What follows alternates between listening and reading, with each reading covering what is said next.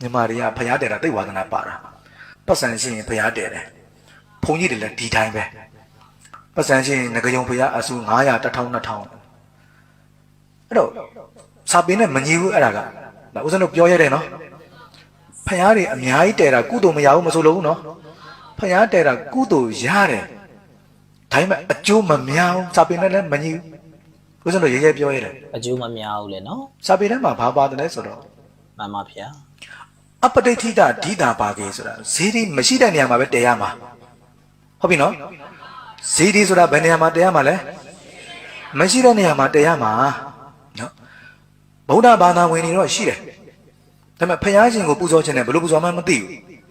အဲ့လိုဘုရားကိုပူဇော်ခြင်းမှလည်းတော့နဲ့ပူဇော်စရာမရှိတဲ့နေရာမျိုးမှာဈေးဒီတည်ရမှာဘုရားတည်ရမှာမှန်ပါဟုတ်ပြီနော်အရှင်ဖေဟာမိကောင်းမလျှောက်ခွင့်ပြုပါဖေဟာတချို့သောနိုင်ငံရေးသမားလူတွေကဘုံကြီးတွေကိုအများကြီးလှူစရာမလိုဘူးတကယ်လှူရမဲ့ဆင်းရဲဒုက္ခရောက်နေတဲ့စစ်ဘေးရှောင်ပြည်သူတွေကိုလှူရင်ပို့ပြီးအကျိုးများတယ်ဆိုပြီးပြောကြပါတယ်ဖေဟာဆိုလိုရင်းကတော့ပြည့်စုံပြီးတဲ့နေရာတွေကိုလှူတာထက်လိုအပ်နေတဲ့နေရာကိုလှူတာကပိုအကျိုးများတယ်လို့ယူဆကြပါတယ်ဖေဟာဒါကဓမ္မအားဖြင့်တဘာဝကြပါသလားဖေဟာအဲ့ဒါကတော့လေ